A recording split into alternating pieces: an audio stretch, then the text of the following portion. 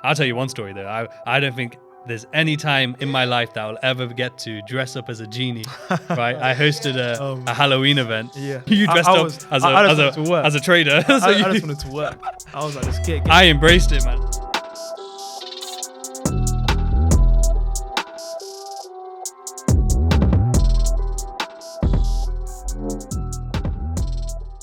Welcome back to another episode of Words of Rizdom. Today I am joined by the first ever guest I ever had on Words of Rizdom, Joe Olashugba. Said it correctly. Amazing. Amazing. I call him the Black Mamba because he embodies everything. Kobe Bryant wise, mindset wise. I've always, he's actually the one who put me onto like Kobe Bryant and I used to always think, as a basketball player, what? Like, what's the big deal? But he really showed me, honestly, he really opened my eyes to the mindset that is universal and that he applied to basketball, which you can then apply to anything in life. True. So, I really appreciate that though. Always. But Joe, I know a lot of people will know you.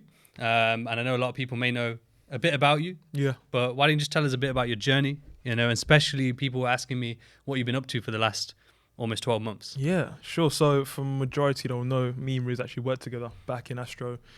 Started out there, I'll get into that. Majority of people know how I got into Astro. Funny story, working for free, but we'll probably get into that later. Definitely. But now currently I'm an author of my own newsletter, Market Macro Hub, so it's free, subscribe. Definitely. But I'm actually at a startup as well, which is within AI, and that's luckily within AI and finance.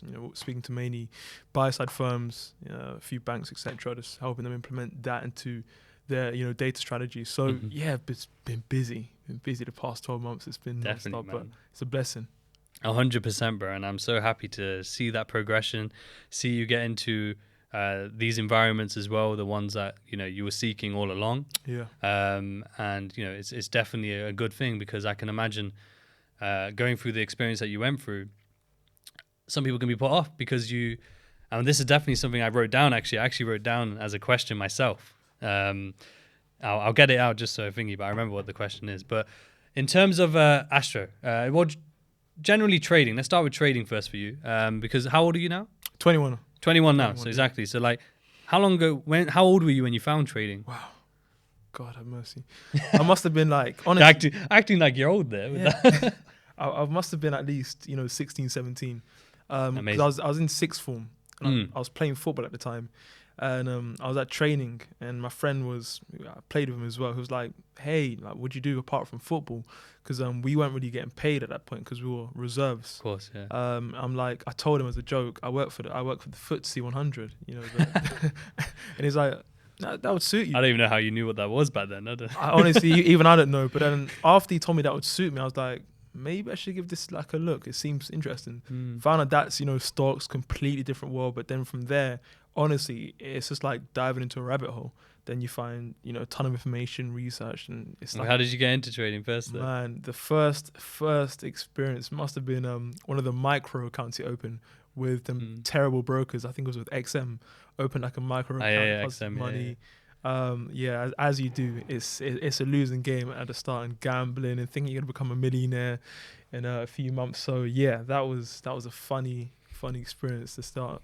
And obviously that experience though, and that part of the journey led you. How old were you when you went to Astro? 18? 19? Yeah, I was 18. 18 when I came in. Yeah. So same as everyone else, I believe, who goes there, including myself. You go in there to get around traders. You go in there to get in a good environment, as that's what you're thinking. Yeah. That's what it looks like, of course. And of course, tell us about obviously how you went about that. Yeah. Because they weren't hiring at the time. Yeah, it's true. So I remember I was, 18. As you do, like when you're starting out, you're just completely obsessed with the market. So for a whole year, I'd actually dropped out of college. So I was in year 12. I purposely, flunked my exams. Yeah, literally, it was terrible. You must have got beat, bro. Against all advice from parents, family members, aunties, uncles. But the truth is, right, when you know what you want to do, you just have to do it. Of course. Regardless of, whoever's saying yes or no, because it's your life. I'd rather live a life saying, you know what, I took this risk, I failed, than could have, should have, would have. Exactly. Yeah, exactly. Yeah. So I'm 18, I'm just completely zoned in, like locked away. Which is a good thing to, do at times. You need that in, every single man's life. And I see Astro, YouTube, the guys that are killing it and whatnot. And I'm like, I've got no experience. I haven't really got any qualifications. The only thing I can do is provide value. Mm-hmm. How do you do that? You provide it for free. So I remember going to the office on, the first trading day of 2021, I believe. Yeah. Yeah, of 2020. 2020, exactly. Yeah. And I see one of the owners there, and I'll literally say, look, I'll work for you for free for a whole year, provide value, just want to get in the doors, improve my hunger. And because you wanted to be around trading. Exactly. And you wanted to excel your trading and be around good traders. Exactly. Right? That was the mindset. So yeah, managed to get in. Then from there, I mean, you remember the story from day one to the day one. Day. Yeah, Joe comes in on his first day, and I tell him to tell the manager at Astro, like, you're a slacker. He set me up. I set you up, but it was good. It was good. Yeah. But yeah, it's just interesting. So like, again, I think everyone who went there and worked there had the same mindset of trying to be around good traders, being in the best possible place, right? Because that's how it was perceived. And obviously, unfortunately, there were great benefits. There were great. It was an amazing experience. Yeah. I was saying to someone the other day, literally, like, when else could I ever say that I got to go to Mayfair, literally around actual hedge funds as well, and essentially fucking be doing a B-Tech Wolf of Wall Street, you know what I mean? Like, as in just winging it, you know what I mean? Like, young guys, young, literally, like, people on our trading floor were 18, 19, 20, when you have literal hedge funds. When I'm talking, you spoke to them. And this is the difference. This is why, I mean, your mindset was so incredible to witness at your age, because you knew, okay, I'm not getting exactly what I want here. I am developing skills. And I definitely saw you develop your skills because you wanted to and you had that hunger.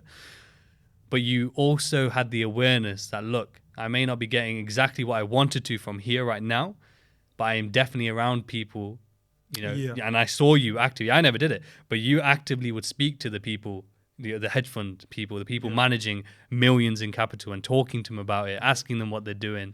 And even I think some of them showed you their offices and stuff. Yeah. So how was that for you? Was this, that's a major benefit, I would imagine, for 100%. Even connected with a few of the guys there. I think I won't say the name because, of course, yeah, they're pretty private.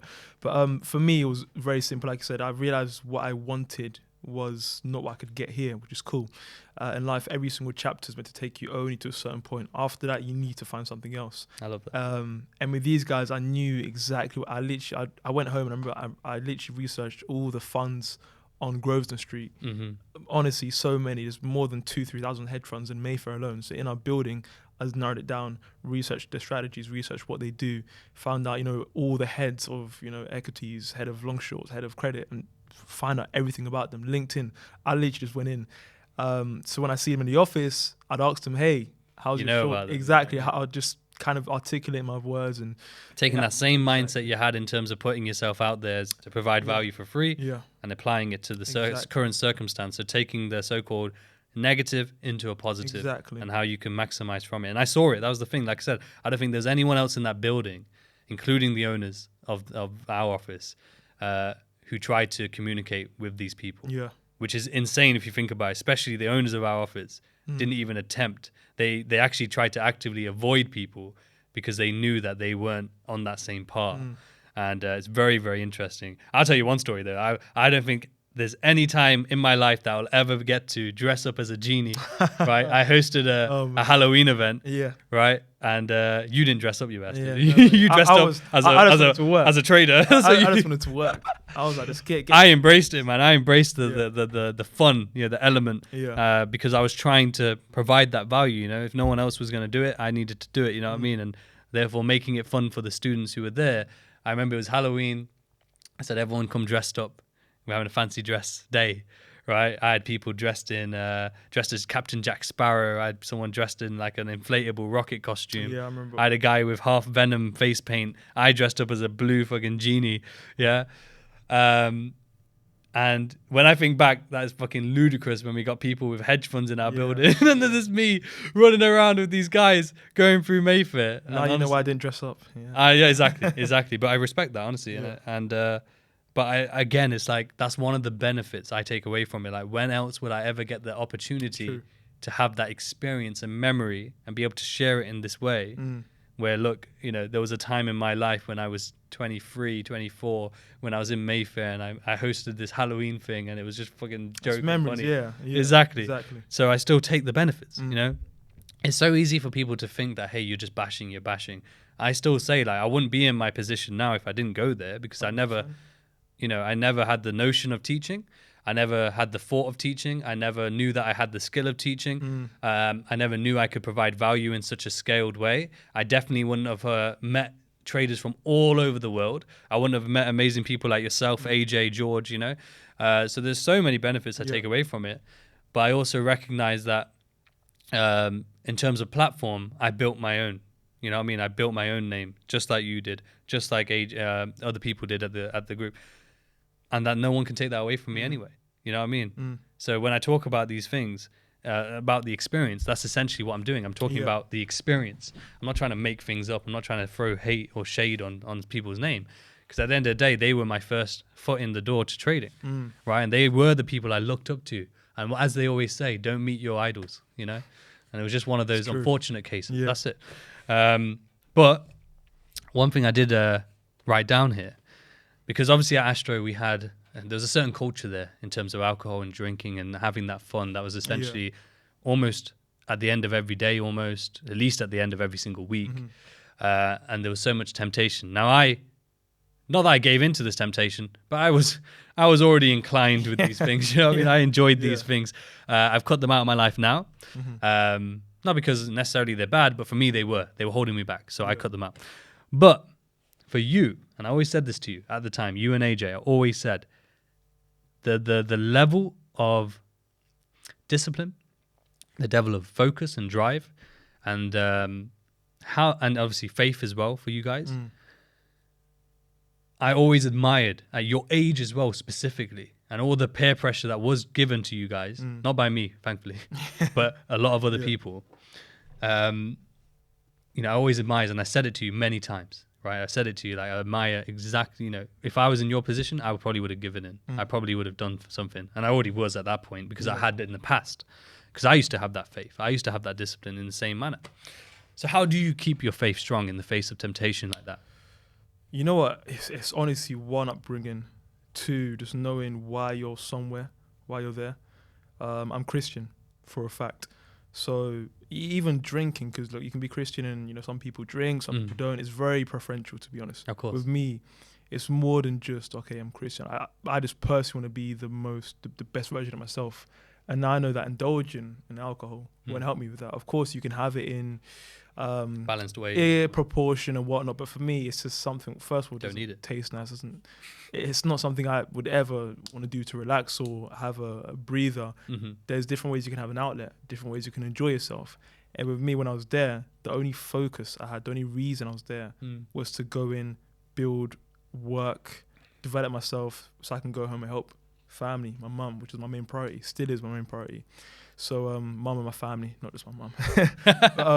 You see that where the favoritism is. Yeah, favoritism's there. But for me, it was just, you need to be all in. And I think me just kind of getting carried away with the environment, carried away with the whole area.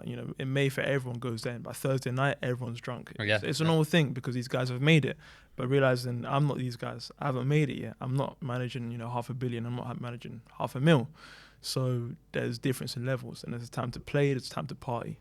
Time is to work. Still is to work. So didn't really have time to. Definitely. Well, you had the time. It was a choice. Yeah, it's true. I had the time. It's just a choice. And truth is, when you create stayed strong with it, though, bro. Honestly, I don't think people will never realize. I got to witness it, obviously, how much temptation there was. Yeah. And how much there was a peer pressure there. 100%. I know you might not want to say it, but I'll say it because I got peer pressured. But for me, it wasn't like really too much of a pressure because I know that if I want to say no to something, I'll say no to it. If I want to do something, I'll do it. So I did what I wanted to do, and I definitely said no to what I didn't want to do. Again, a huge respect to you and AJ, especially because you kept your faith strong, you kept your focus where you want it to be, and you didn't let no one push you around or try and do that. And then trust me, at your age, in the environment, around the people you looked up to try to say no in that environment, we saw people who were there who didn't have that courage to say no. Of course, And like I said, big props to you. It's a big thing. People won't realize And there will be people out there who may have given in and recognizing this same trait as well. Like I said, very big props. And that's one thing I wanted to talk to you as well about is how do you keep your mindset strong? And any tips or hacks that have helped you in your journey? Because as I said, you know, you and AJ, but specifically you, just because me and you sat next to each other for a good part of the whole year and a half almost. And, you know, I got to see you, you know, basically we used to be the first one in there. You would be the last one out. I would definitely not stay after, but I used to be the first one in there. Just generally, that's what I was like. But you were always there, you know. Pretty much every time when I would get there, you would already be there. When I would leave, you would still be there. You would be, you know, keeping on track of so many different things, you know, and doing your best to learn and grow in every aspect, from trading to your skill set in the job role. And it was unwavering. It wasn't, there was no complaint. I've never heard you complain ever about being tired. If anything, I used to say to you, try and rest, bro, so you don't burn out or anything. And not only that, you never burnt out, right? You never burnt out. You never complained. And for someone who was 18 and 19 at the time, that is near, not impossible, but it's very rare to see. Very, very rare to see. And I used to always say it to you, right? I would say to you, try and play a little bit, because I've been that age where I was grinding and I wasn't enjoying myself too. But regardless, like, you knew what you wanted, you knew what you were doing.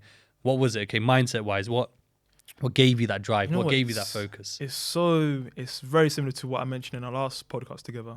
My mum's the first ever. Exactly, the first ever one. My mum's the hardest worker I know. Working day shifts, working night shifts.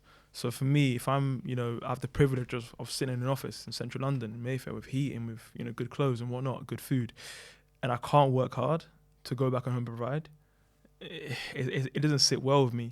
And two, I think it has to be... It's just principle. It's principle. Like, as a man, as an individual, whether you're, you know, a girl or a guy, you need to first of all know what you want. If you don't know what you want, you're already lost. So you need to first of all know what you want and know, okay, cool, this is what's going to take to get there. Because a lot of people know what they want, but they don't really know what they're willing to sacrifice to get there. It's two different things. We can all want the world, which we always do, but what are you willing to sacrifice to get there? And I realized at a very young age, this is what I'm willing to sacrifice. And that was honestly everything. Because we all know, everyone in this room knows that winning has a cost. And I'm still on that journey, nowhere near. I'll continuously be on that journey, even when I get to milestones. But 18, 19, if I'm in the office till late, it's not because I want to be there to show people I'm working hard. It's because I genuinely needed to put the hours in, even now. Because even whilst I've, you know, left that chapter of my life, I'm on another one. Still the same work ethic. Still the same work ethic, still the same focus. You got in the gym though? Oh yeah, I had to. You're looking big, honestly. When you came today, I was thinking, yo, what happened there?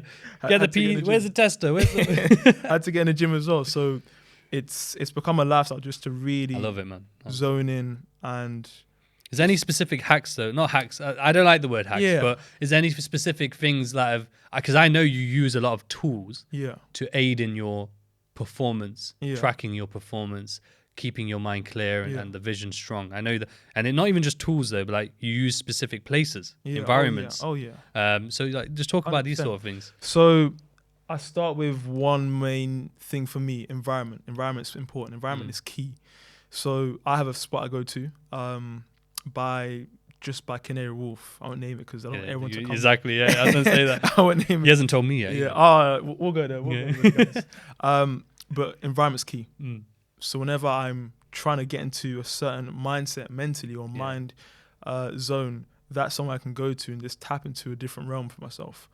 Because when you're listening to, you know, people talk about energy in the environment, exactly. When you listen to people who talk about being in the zone, whether that's Kobe, you know, MJ, people who've excelled, you realize that it's something which is very, one, personal, but two, you have to really be all in. Like, you don't even realize what's going on around you. You don't realize who's talking to you. You don't realize your phone.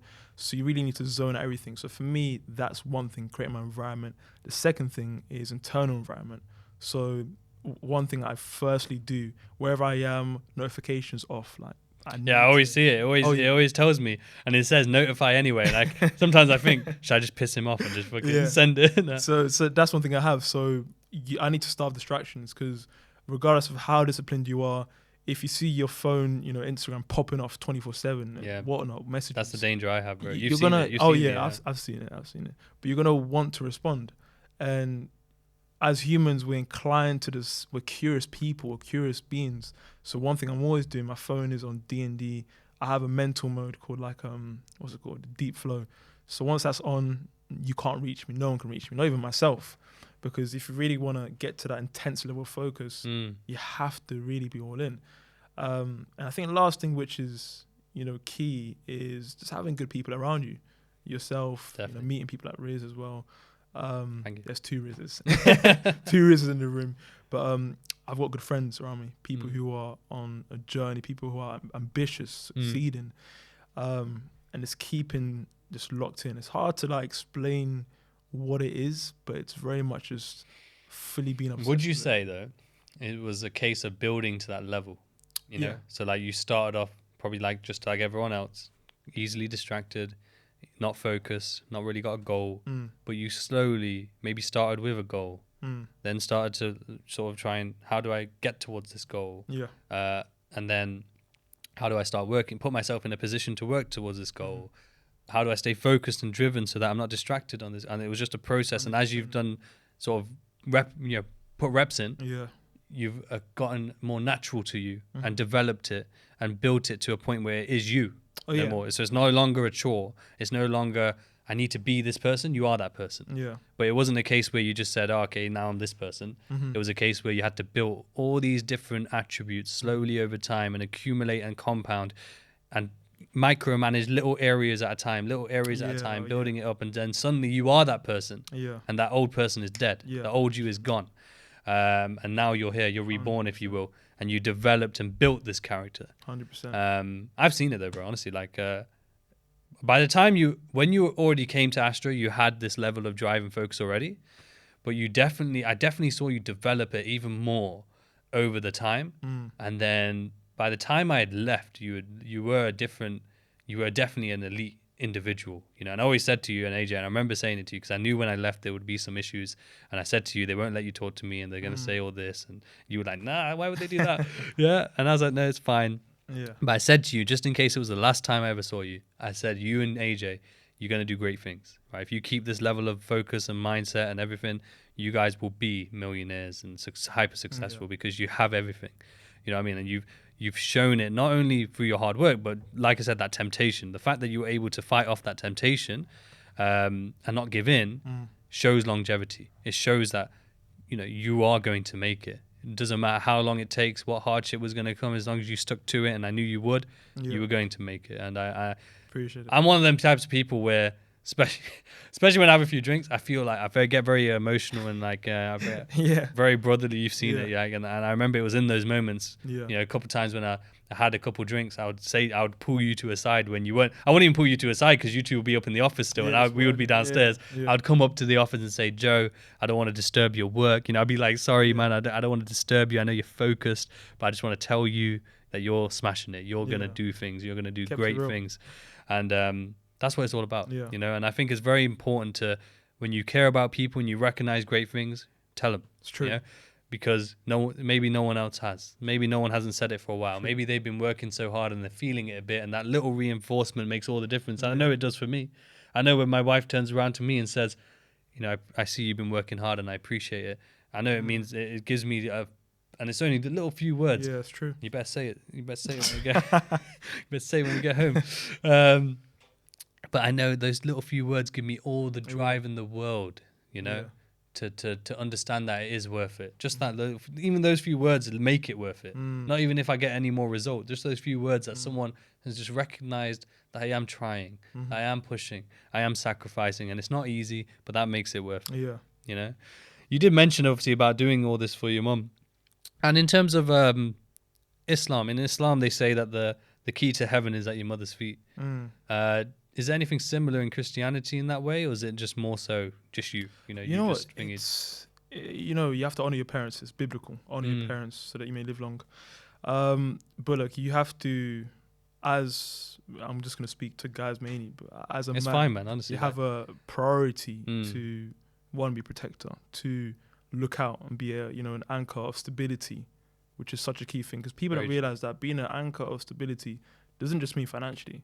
There's a ton of people who are, successful with money, but are they... They're a mess. Exactly. They can't hold a family together. Why do you think there's so many celebrities, so many wealthy people, hedge fund managers, people who are in finance who can't keep their family together? It's not just money. Mm-hmm. There's a ton of stuff that goes into it. So for me, it's always about being that individual. And I'm still in a way, my mum would tell you, I'm still far from being that person. But it's like a daily thing to, okay, cool, how can I be better? You're working. Exactly. And there's so many, for me, what I'm realizing as I'm getting older, life's really about iterations, completely checking yourself, falling on doing systems. And I do that frequently, yeah. I'm always asking myself, okay, this week has been a bit iffy. Why? Why did your focus shift? I'm very, always, because you can't afford to let yourself go. And if you do, you lose time. If you lose time, you lose everything. Exactly. So for me, it's just a constant process of trying to find out. People will tell you, take it easy, but I don't. Yeah, and I still don't. I think you've definitely gotten a better balance, because I think you've learned how to intertwine the two. Yeah. I think you've learned how to work hard, especially during the day and during those periods that are, they're necessary. But then I think you've learned how to balance it out by finding those environments like you mentioned. Yeah. And therefore inviting the people you want to have a little social with, but a social like this with the people in this room now, we're going to be sociable after, but we know it's going to be valuable. Exactly. We're going to have a meal and enjoy food and probably have a laugh, but it's going to be valuable overall. We know we're going to leave having told some stories, shared some experiences, and essentially masterminded. So I think you've really learned that balance. And I think, again, for someone your age, bro, like for us guys in the room, like we're similar ages, I believe, but you're the 5-year gap between us, 5-6 year gap. So you're essentially that future leader. You're the one who's going to surpass all of us, right? And I will happily say, I know there's some people in the world where they don't want people to do well or whatever, but it's the opposite. It's like, I would rather you do better than me, and I think you definitely do better than me, because you made way better choices than I did at those age, bro. Honestly, I was mad. At 21, bro, I was in the clubs. I was getting into the first fights. I've got like a cut up ear here and a scar on my head here because I bumped shoulders with one guy in a club. Honestly, bro, it's mad when I think about the choices I made, but I wouldn't be who I am if I didn't make those choices. So I don't regret anything, but I definitely, when in terms of I wish I worked harder when I was younger, I look at you and I think this guy's working harder when he's younger. Yeah. And, in 5 years' time, bro, the world's your oyster, bro. I said to you, by the time you're 30, you'll be able to retire. You know what I mean? Because you're taking that same level of focus. You got 9 years, bro. You got 9 years, man. Right? And you already look at the way you are already. And I know you're humble, and I know you're the type where it's you don't care about any of that. You're just focused on now, which is what's going to make it happen, because you're so focused on the present. You know what? I think it's just about... I actually tweeted about this, right? After you told me to jump on Twitter. Thanks to that, Riz there. Shout out, Riz. I tweeted that everything great or everything good takes time, but be urgent. Because I like that. People fall into the mindset of, it's a marathon, not a sprint. And if you listen to Tim Grover, who's PT and personal trainer, MJ and Kobe, he will literally tell you, try running a 800-meter race and think it's a marathon. No, by the time you finish, you're gone. You're on the floor, because life is not a little jog. It's intense. Every single day is intense. I like that. So people who think, life's a marathon, that's a way of saying, I can take it easy. I can have a night off. I can go out with the lads. I can go out with girls. It's not like that. Because whilst you're doing something else, someone is exactly. And the truth is, people will say, live your life, be happy, most importantly. Not saying go. That's the thing, because you're happy. Exactly. You enjoy it. I think you're happiest when you're in that mindset. Yeah, I am 100%. I've clocked it. I've seen it. When I used to when you would get dragged down for 5 minutes to just to mingle, socialize. I could see it on your face. Yeah. You're just like, I just want to get back to work. I loved it, bro. Honestly, yeah. Like I said, it's a huge testament to your character. It's very rare, generally, but extremely rare in people your age, bro. And so just keep it going, man. Honestly, there's nothing I could say to you. There's nothing I couldn't sit here and be like, Joe, try and do this. Trust me, try and do this better. You know what I mean? I can't, because you're literally doing way better than I ever could have done at that age or did at that age. And honestly, it's incredible, bro. I still can't believe it sometimes. A long way to go, man. That's what I mean. That's what I mean. This is the mindset. The answers you always give me when I say these things just reinforces it even more. But one thing we will touch on, we're coming towards an end, but one thing I will touch on is what is the fascination for you in terms of fundamentals? Not fascination, but you definitely have a a passion for it. Yeah. You have a deep understanding of it, 100%. I've said it to you many times. I read all your articles. I post your articles in the Viper group because they are really good. And it gives me, like someone who has a lack of understanding on fundamentals, it gives me knowledge and insight and allows me to grow and understand what's happening fundamentally. But for you, like, what was it that kind of, that spark, that interest? I'll be honest, it started when I really started kind of not rubbing shoulders, but getting closer to these guys in the hedge funds. Exactly. You know, in our building, we had, I think, 2 or 3 hedge funds. One of them, which was managing quite a lot of money. And I remember him speaking to me and talking about how he, you know, shorted some European bonds. I was like, bonds? Okay. Is there like a physical bond? I just stayed quiet because I didn't know what he was talking about. Because I was pretty good at just blagging it, I'll be honest with you. So I know. I'm like, oh. So what was it? I remember you say. I can't remember you used to say something mad on the phones. But yeah. Oh yeah. So so good. AJ's the worst though. He is. AJ's cringy with it. Exactly. Remember what was he like? He was like, was it? I'm like 25 years old. We'll say it after. But kind of back to the question, it was literally me getting closer to these guys and understanding how they're, because if these guys were global macro traders, the other one ran a long short equity fund, and you need to know what's going on. If NFP numbers are coming in, employment, average hourly cost, like there's so many metrics they'll look at, and that's like a goal of mine, which I'm, you know, long term, that's gonna be done. So I was like, cool. It starts with knowledge. If I can't do X, Y, Z, I'm gonna start with what I can do, and that's learn macro, learn, you know, the deep details of how things work. I didn't go to university, didn't go sixth form, so there's no handouts. I have to learn myself. So it was just like a constant thing where I was, you know, a lot of people bash 9 to 5s, and truthfully, once again, do what you love, do what makes you happy, but also do what you can, you know, see you need to do. Exactly. Yeah. So I would of course be working in, you know, I work from 8 till 9, 10 p.m. Then from, you know, 10 till 12, 10 till 1, that's my time. Now that I'm still at a startup, which is really good environment, I can work during the day, go gym, and from, you know, 8 till 12, sometimes 8 to 1, because I'm more efficient now. I don't need to work till 2 a.m. It's just macros. And that for me is a pillar and foundation of how things work. You know, people see inflation. In UK, inflation is 10.1%. You know, Europe is 9.1%. America, 8.5%. You see all these things and you understand, okay, why is it different here? Why is it different here? Someone will look at UK and see it's 10.1%, but look at Japan and see it's only 2.6%. And they'll be like, isn't inflation global? Then you realize why things move the way they do. So for me, it's a passion which... I think what you just said there is very profound, and I didn't even kind of think about it in that way. Is like how things work. Yeah. You know, like when you understand how the money's moving, where the money's going, why the economic situations in certain countries are the way they are, why they are different in different cultures, different societies, and so on. You actually do understand how things work, because money essentially runs the world. So if you're 100%. watching how money is being impacted, used and sent and distributed, then you understand how things work. Completely. Very powerful. Very, very powerful. Now you've sparked my interest. Like, honestly, like, I couldn't sit there and tell you, I couldn't tell you the exact figure of UK inflation. I couldn't tell you definitely Europe or America or Japan or any of these things. But the fact that you know all that, and the fact you know why, it's a very powerful information. Yeah, I think, look, it's for where I want to get to, I need to know this stuff. So I've had to rewire it. You know, if I want to be this person in whatever year, I'm not going to say. And the thing is, you still do technical. Yeah, 100%. You back it up. Still do technical. I learned a ton from you. So if I want to be this person who's able to do X, Y, Z, I need to understand at a deeper level why things move the way they do. And it all starts with just honestly picking up a book, just learning. Because the amount of times I'll be thinking, you know, why is CPI going up and markets are doing this? Why is dollar surging? Why is bond yields going? What is a bond? Why are they? You have to really question, and you have to be so curious. And that's what I mean. You have to be obsessed, because if you want to have that balance and you want to be able to do everything, you're going to get no results. You know, it's, if you look at a scale, the perfect balance on a scale is 0, right? That's something which I got from Tim Grover.